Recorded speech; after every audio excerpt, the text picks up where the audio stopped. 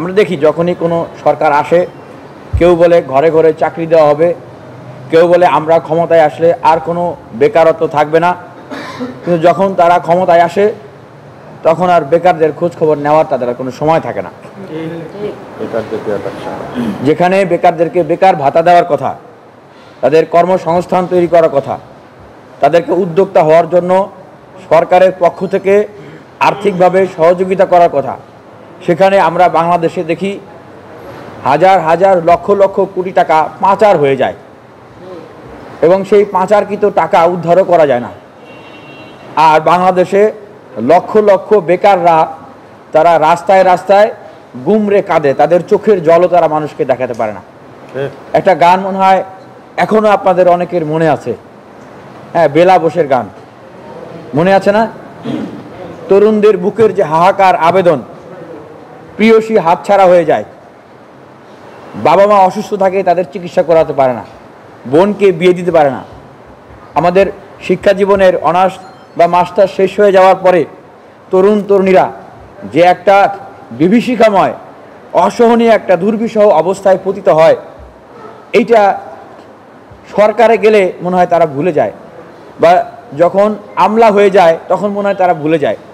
তবে আমরা মনে করিয়ে দিতে চাই যে এই সরকার গঠিত হয়েছে, সেই সরকারের অনেক উপদেষ্টারা রয়েছেন যারা ছাত্র অধিকার পরিষদের সাথে একসময় কাজ করেছেন এবং ছাত্র অধিকার পরিষদের নেতা ছিলেন।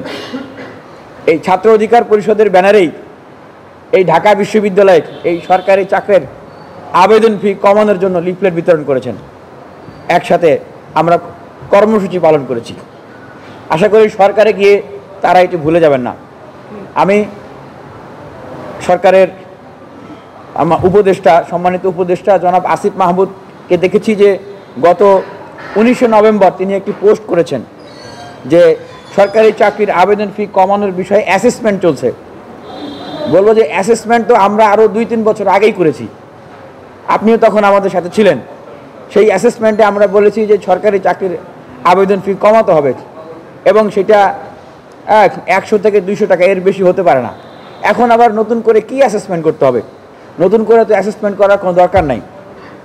সেক্ষেত্রে আমরা যতটুকু জানতে পেরেছি যে একটা বিধিমালা আছে, সেক্ষেত্রে আমরা সুস্পষ্টভাবে ছাত্র সমাজের পক্ষ থেকে এটি বলছি যে যদি রাষ্ট্রপতির অধ্যাদেশ জারি করতে হয়, যদি অর্ডিন্যান্স জারি করতে হয়, অর্ডিন্যান্স জারি করতে হবে। অর্ডিন্যান্স জারি করেই সরকারি চাকরির যে আবেদন ফি, সেই আবেদন ফি সর্বোচ্চ কমিয়ে সর্বোচ্চ 200 টাকার ভিতরে আনতে হবে। মনে নাই কোটা সংস্কার আন্দোলনের সময় যখন হাইকোর্ট দেখানো হয়েছিল, আইন দেখানো হয়েছিল, ছাত্ররা কিন্তু হাইকোর্ট আইন মানে নাই। তা আমরা এই সরকারকে বিপ্লবী সরকার হিসেবে দেখতে চেয়েছিলাম। আমরা চাই তারা তড়িৎ গতিতে এই সমস্যাগুলোর সমাধান করবেন। দেখেন 26 লাখ বেকার বলা হচ্ছে, আসলে তো আরও অনেক বেকার। শিক্ষিত বেকারদের কথা যদি আমরা এইভাবে বলি, এখনও 4.25 লাখের মতো শূন্য পদ রয়েছে। 4.25 লাখের মতো শূন্য পদ, আর বেকাররা রাস্তায় রাস্তায় ঘুরে বেড়াচ্ছে। তাহলে এই সরকার যেই আন্দোলন, যে তরুণদের আন্দোলন, যে বেকারদের আন্দোলনের ভিতরে দিয়ে গঠিত হয়েছে, রক্তের উপর দিয়ে, জীবনের উপর দিয়ে, আকাঙ্ক্ষার উপর দিয়ে গঠিত হয়েছে, তাদের কি অন্যতম গুরুত্বপূর্ণ একটা প্রায়োরিটি বেসড একটা দায়িত্ব ছিল না যে এই ক্ষেত্রে কাজ করা? আমার মনে হচ্ছে যে তারা সেভাবে করে কাজ করতে পারছেন না। এবং এই যে আসছে ইতিমধ্যে কিন্তু 47তম বিসিএস এর সার্কুলার হয়ে গেছে। তো 47তম বিসিএস এর সার্কুলার হয়ে গেছে, আগামী 10 ডিসেম্বর থেকে 31শে ডিসেম্বর পর্যন্ত আবেদন জমা নেবে। এখনও যদি সেই সরকারি চাকরির যে আবেদন ফি, সেটিকে যদি না কমানো হয়, তাহলে তো আবারও কি তাহলে আমরা 700 টাকা করে এখানে আবেদন দিব? এটা কিন্তু সুস্পষ্টভাবে আমরা বলছি যে এই বিষয়ে সরকার যদি মনোযোগ না দেয়, হ্যাঁ, তড়িৎ গতিতে পদক্ষেপ গ্রহণ না করে, আমরা কিন্তু বিশ্ববিদ্যালয় থেকে আন্দোলন করব। কারণ বাংলাদেশ আন্দোলনের দেশ।